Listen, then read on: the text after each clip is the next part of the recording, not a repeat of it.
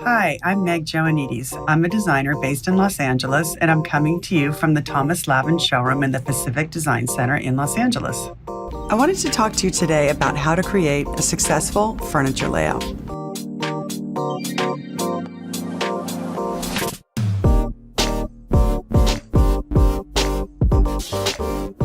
I like to start with sketches. I'm kind of old school, but I like to use a piece of tracing paper and sketch over the architectural plans, laying out different ideas of shapes of the pieces of furniture and how they will feel inside the walls of a particular home.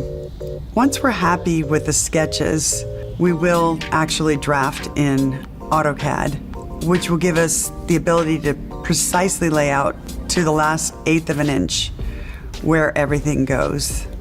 What's really important is to take into consideration how the spaces flow.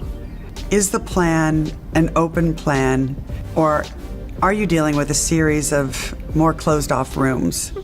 As a kid, I was really good at geometry, so for me, looking at how these shapes fit together from the top down is a very specific gift that I think that I have, because I will move and scale and rearrange until I feel like it's a really harmonious balance of shapes and sizes within each room.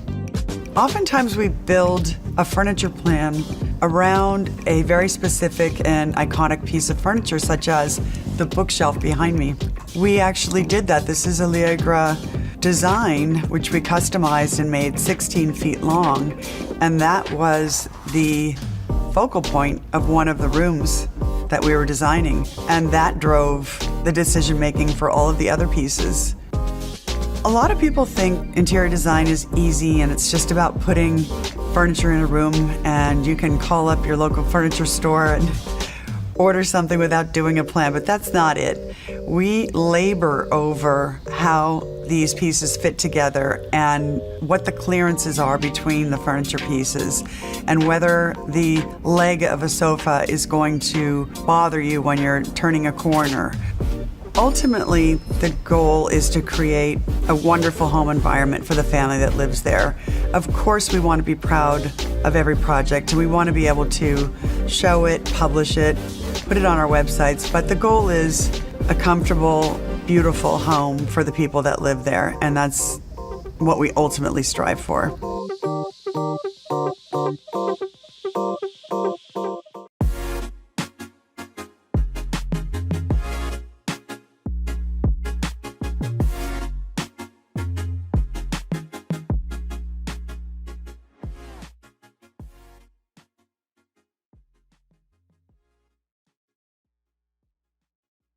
Hey design friends, this is Cindy Allen, Editor-in-Chief of Interior Design, and today I have the pleasure of sitting down with the President and CEO of Miller Knoll, Andi Owen.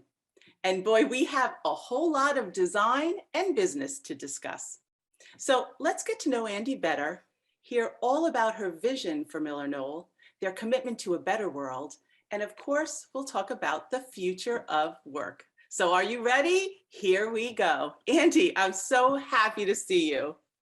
Cindy, me too. It's been a while. So glad we can finally connect with all the craziness in the world. And thank you for using our new name. It's so nice to hear. Of course. Well, so for everyone out there, which is so cool, is that like Andi was so generous about talking to us, like almost at the beginning of the pandemic, I want to say. It was a really long time ago. And we started taping and then technology, Wi-Fi was not allowing it to happen. So it's kind of crazy that like, oh, in between, look what happened. Just a few things, right? For all of us.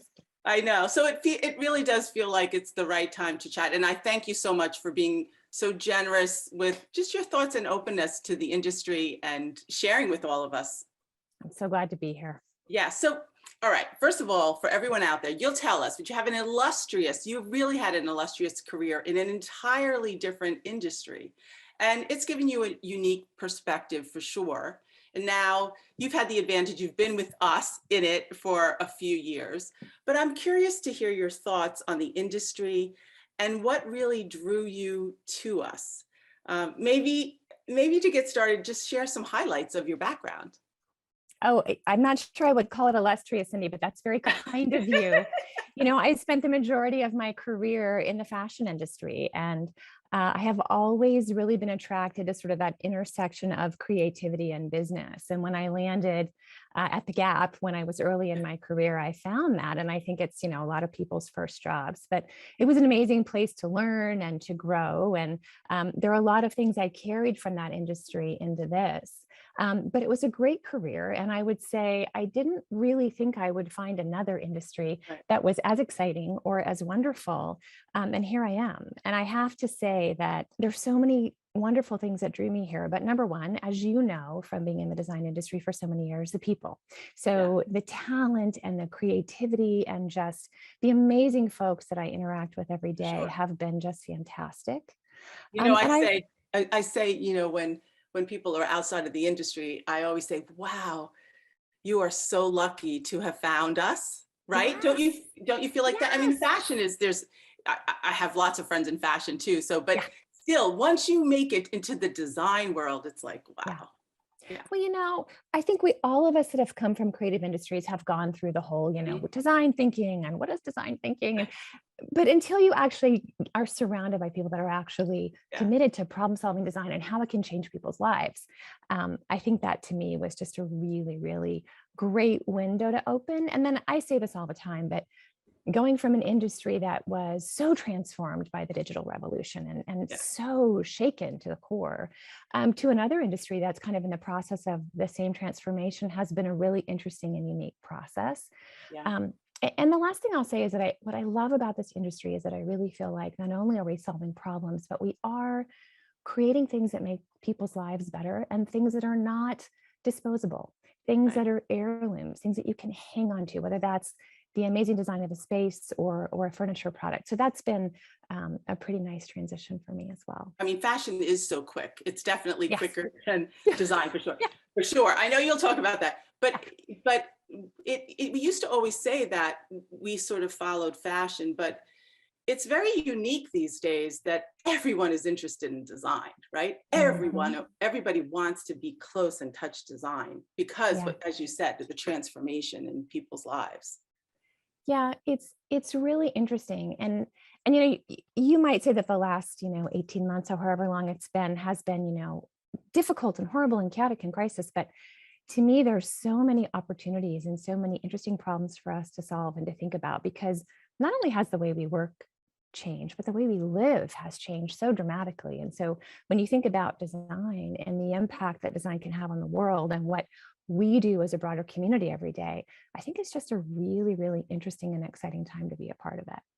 For sure. Okay, so I want your perspective and those observations that you see as being, well, you're not an outsider anymore, but that other kind of experience that you had. Give us the truth. Give us some truth. You said it before, Cindy, and I'll echo it. Fashion is really fast.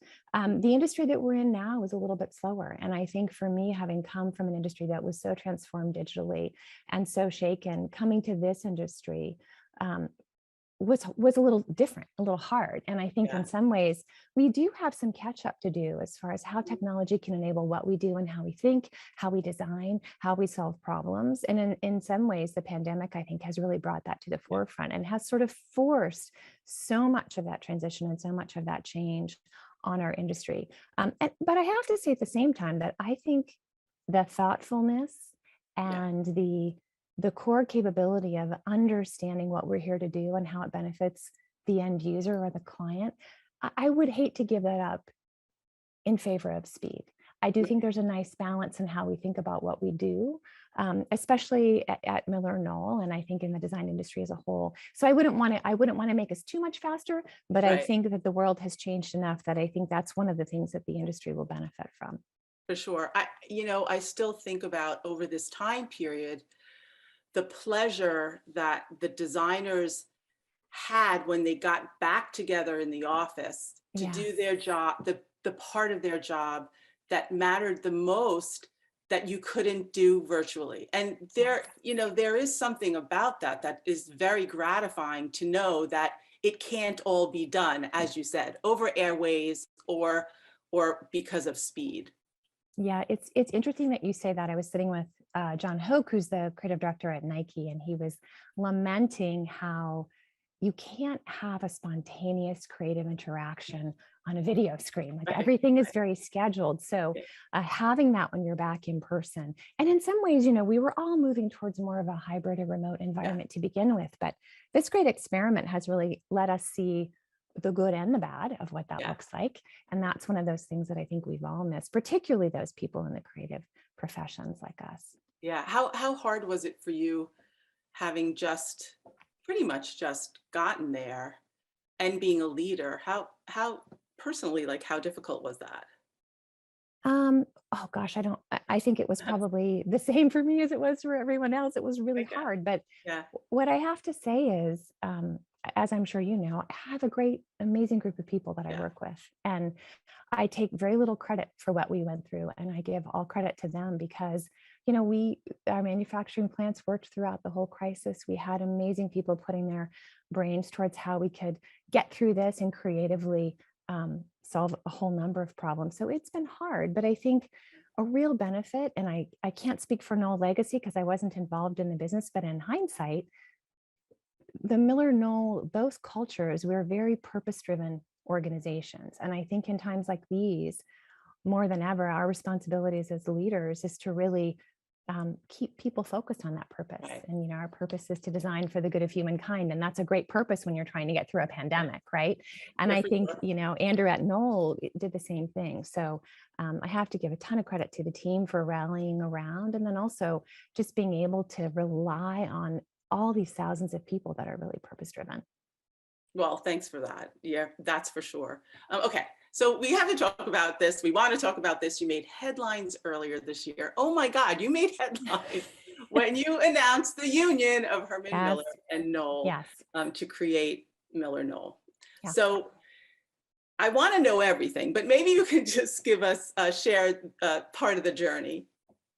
Yeah, it's one of the things when I first got to Herman Miller that was on my mind, and I was sort of like, oh, I wonder if I'm the first person that's ever thought of this. Well, I'm not, and I would say that both the leadership at Knoll and leadership at Herman Miller have over the years really looked at this as a combination, and I think one of the reasons is there's so much shared legacy and history and so many commonalities between how we think about what we do.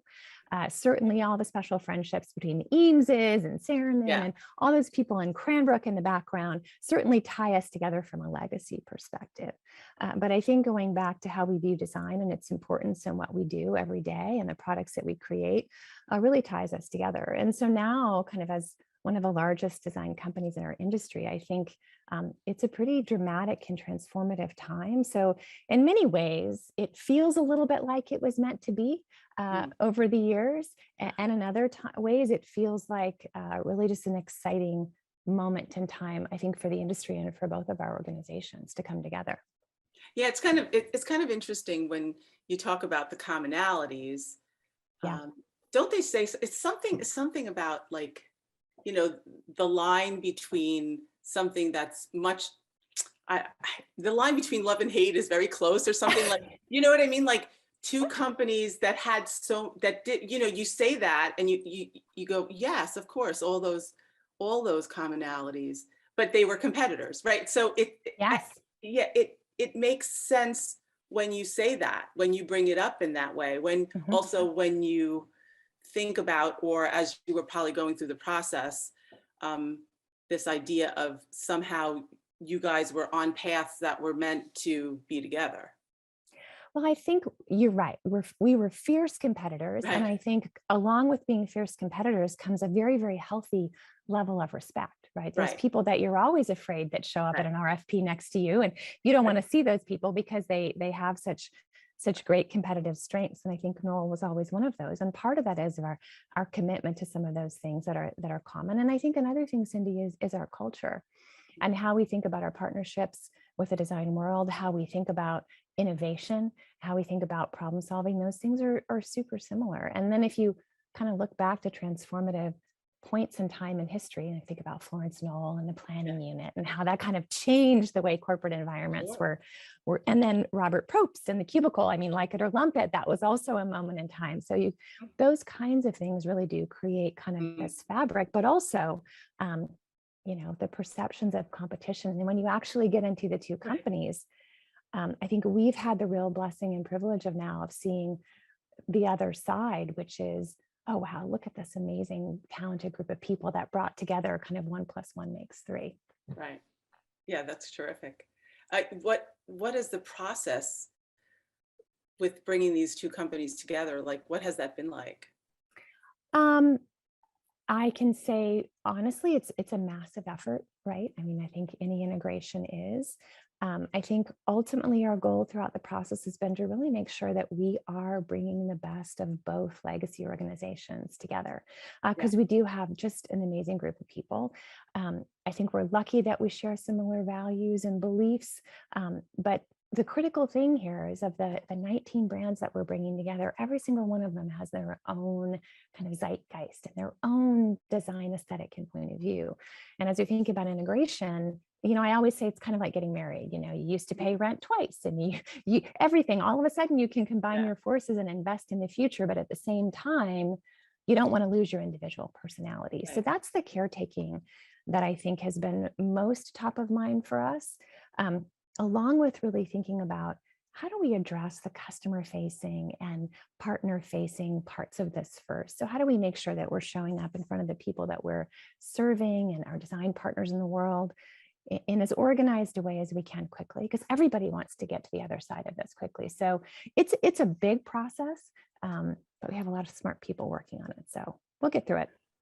Yeah, also the A&D industry. I mean, the designers, they kind of tell you also what they need if you ask them, right? They're very open and very passionate, and they're a great support because we're all together, right?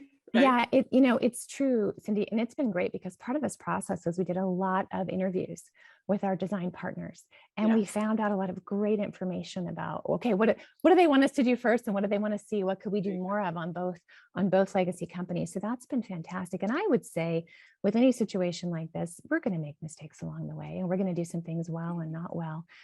But we're really, really fortunate to have such strong partnerships in the design community, and our commitment to that continues. And we know that we will always get honest and thoughtful feedback, and that helps us, right? It helps us provide what our partners need, and it also helps us be better and be more innovative as we move forward.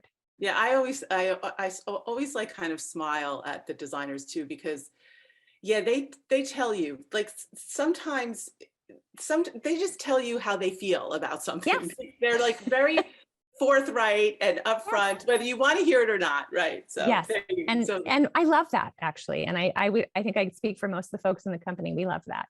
That's important because that's what makes us better, right? That feedback and that constructive criticism, and also the occasional, atta-girls and atta-boys.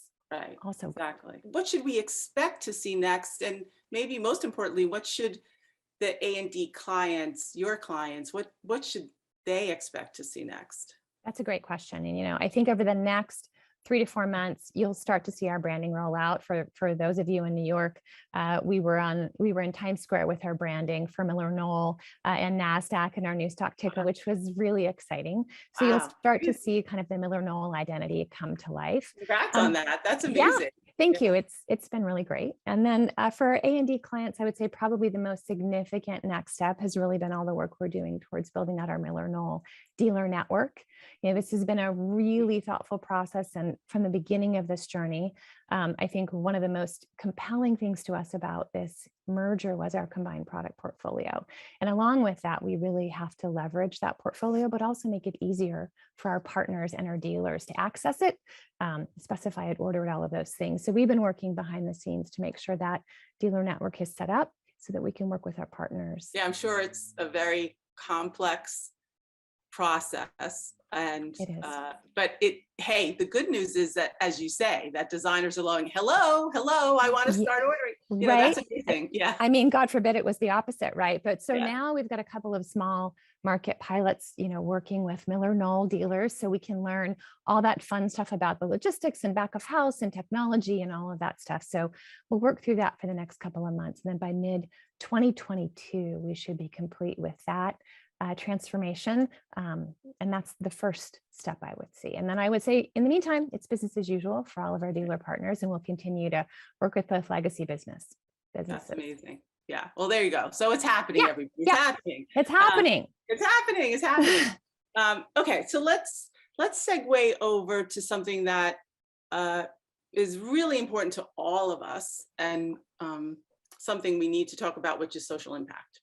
Yeah. And what would you say is your vision for how Miller Knoll can positively affect change in communities, help better people's lives?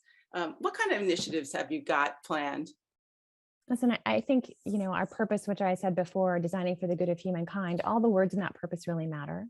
And I think in the DNA of both of our organizations has been a commitment to not only sustainability of the environment, but sustainability of integrity in our communities and diversity. And so I think we'll continue kind of to leverage design, not only to problem solve for beautiful environments, but also to problem solve for people's lives.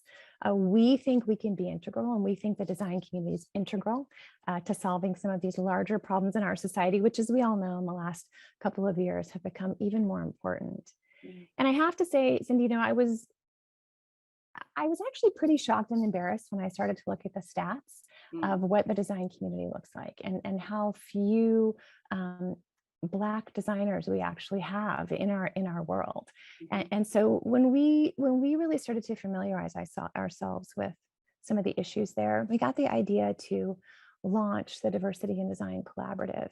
And Herman Miller and Knoll were both founding members of this. And really the purpose of this is to bring like-minded companies together to share best practices, to make our efforts more concerted, to really find ways to increase the talent pipeline for Black and Brown designers. So whether that's from introducing them to the fabulous career of design and all sorts of design, graphic, interior, you name it, at a younger age, to helping them find educational opportunities, to helping them find internships, and then ultimately to helping them find work. So we sort of launched this idea at sort of like a kitchen table. Hey, what if we build it, will they come? Right. And then they did. We had 19 founding companies, and we've doubled that, and then over 300 companies that are knocking on the door to get involved. So this is really not about Miller Knoll. It's about, I think, the design community and the difference that we can make. So that's one of the things that we're doing.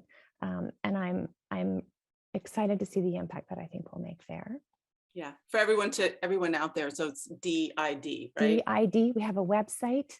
We have a great team of people that are dedicated to bringing folks together. And again, it's just a great environment to share ideas, to see what other people are doing, and to bring resources together so that we can, again, make a concerted effort to solve the problem. Can you share some of your sustainable initiatives? I would say on the sustainability front, we've joined together with Next Wave Plastics. I'm sure you saw. I am a dyed-in-the-wool environmentalist, so I've kind of found myself in the perfect place at Miller Knoll. But we really tried to find a way that we could not only reduce our use of single-use plastics, but also look at our products and see if we picked one product that could make the biggest difference to use ocean-bound plastics, what would it be? And so we picked Aeron. And we spent a couple of years trying to figure out how to make it with ocean-bound plastics. And we're super excited that we've launched it, and we anticipate we'll take about 23 million plastic bottles from reaching the ocean. So that's one of the initiatives that we have. We have tons more.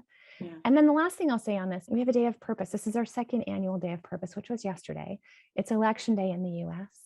And we use that to, we thought if we gave people the day off, it would remove some obstacles to voting, which we think is a big issue in the world.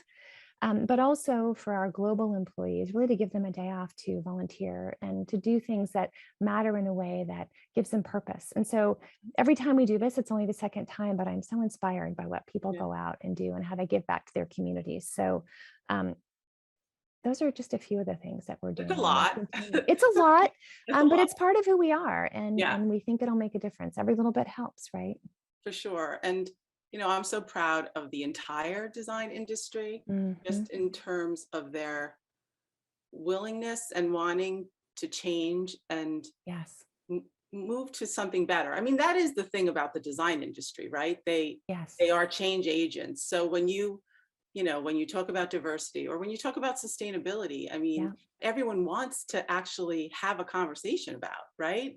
This is how you change. So, and it's so interesting that you say that, Cindy, because one of the things I've noticed, while being shocked at the numbers and the data and representation, what I've also been shocked and really surprised and happy about is how quickly this community has banded around this as a problem and has looked for solution and jumped in. And I think it's just that mindset of innovation and problem solving that I think is really inspirational. So I have a ton of faith and confidence this community will solve this problem like we solve so many others. Let's talk about something we've been talking about, which is the future of work. Yes. The big question that doesn't really have one answer. Actually, thank God it doesn't have one answer. No. But I agree. Do you believe that offices are still relevant? I think I know the answer. Yeah, I think you do, Cindy. It's the burning question, and it will be no surprise to you that I say yes. I think shared workspaces are still relevant. Our VP of Insights, Ryan Anderson, always kind of likens the experience of an office to a restaurant. It's like you may have an amazing kitchen at home and you may be a great cook, but the restaurant offers you an experience that you can't necessarily get in your home, and we feel the same way. But to your earlier point about sort of how this workspace and everything is evolving, we've really been using all of our own workspaces as labs. And so we started innovating and changing our retail workspaces in Stamford, Connecticut. We've used the design yard in Michigan, Maine site in Michigan, our Hong Kong offices to really redo them and say, if we were to take a neighborhood approach and we were to look at every function and how they want to come together and collaborate, how they want to work together, how would we change our own spaces so that we can account for hybrid and technology? And what if you have meetings where only 3 people are there and the rest are virtual? So really taking that as an opportunity to learn and innovate on our own campuses, because we've been back in the office for quite some time now, and our manufacturing folks have never left the office. So as we kind of learn and make our own mistakes and have our own victories, then it gives us the opportunity to share that with all of our clients, because they're all figuring it out too. I think I've spent more time with other CEOs talking about shared workspaces and how we're going to come back in the last couple of months than I have in my whole career. So a really interesting time and lots of learning there. Yeah, I'm obviously been talking to designers nonstop, and it is for them is also such an exciting time to have those conversations with their clients, right? They haven't had that type of conversation maybe in their entire careers, just in terms of this like almost unending flexibility of how people work. And for them, it's also a great freedom and a great opportunity to think differently. I mean, look, I think you said that too. We've been doing a lot of things right, getting up, getting ready to so there's a lot for us to be proud of. But this other type of shift is new for everybody. And to talk about it and think about what is the future of the office look like, it's there. It's just going to be different for everybody, right? Absolutely. And I think that difference is what makes it fun. To try, how can you be intentional about the experience you want? What's the feedback you're getting from your employees and what do they need and want? And that's really critical. How are they feeling? Some of the stuff that we've learned is that there's so much desire to have flexibility in working, but it's not just where you work, it's when you work. We founded Future Forum and we got so much information from being part of that group, and that flexibility that we've all gotten around so many parts of our lives is going to be really critical to inform our spaces going forward. And for sure, I always say this, no matter what, everyone is different, and certainly no one size fits all at all, ever. Yeah. But what's so great about it is the world needs the design community to get them there. The whole design community, the designers, the architects, the manufacturing, the product, all of it. it's going to keep changing, and that's what's exciting. Totally agree. How do you make the hard decisions? Like for you, what allows you to make the hard decisions? How do you have the courage to make the hard decisions about you? How do you do that? How do I make the hard decisions? I listen a lot, Cindy, and I surround myself with people that are different and smarter and have lots of ideas. And so I ask a lot of questions. I'm annoyingly like a toddler in that way. Really? I ask why 107 times a day. And I think that mindset, I'm a naturally curious person. I consider a lot of different things. So when it comes time to make a hard decision, and I think we've all had to make a lot more of them in the last few years, that mindset of really trying to be curious and trying to understand a variety of viewpoints helps kind of guide my internal compass, right? And I think that's important. And the other side is you have to know yourself, and you have to know the values of the organization you represent and your own values. And I think that integrity and that commitment to purpose and values keeps me very grounded in what to do, because sometimes, well, many times the right thing is not the easy thing. Right. But we know what it is. And so I think that combination of those things really helps me, well, in life and at work. Right. Do you think that there's, do you think there's something about you that you left something very successful? The timing of going to Herman Miller at the time to making big changes in a time where the world is making big changes. Yeah. I mean, do you reflect on that? I do. I mean, I think when you go through life, listen, I'm at the age and the stage where I can make choices. Yeah. But when I left my last career and I jumped and I said, I'm going to go to graduate school and I'm going to say no to jobs for a year and I'm just going to see what happens, that's really scary. Mm-hmm. But at the same time, it's really liberating. And I think when you live through making difficult decisions like that for yourself, and you come out the other side to a whole new world with a whole lot of experiences, it gives you the confidence, and it also gives you the courage to try new things. And I think in the design community, we're trying new things and innovating every day and failing. I fail miserably all the time, every day, in many ways. And I think that gives me the courage and confidence to make hard decisions, because I know at the other side of it will be better. Mm-hmm. No, I mean, it's just great advice for people to live by. There's so many people right now in the world that are making changes in their lives. And yes, you're just a wonderful example of, of strength and courage. And as you say, making tough decisions to try to move things forward in the best possible light, really for all of our futures, right? Yeah, and I think you're right, because I think actually this time has really made people reflect a lot more on life and what they want in life and make those hard decisions. So, yeah. Well, listen, I know we could talk for another couple hours. We could. You're so much fun to talk to. I know. You're so good. And, I know the design community is like embracing the change and super excited about what's coming next. And if you want to share like a final thought about anything as I see the light going down in my neighborhood right now, something about the light ahead.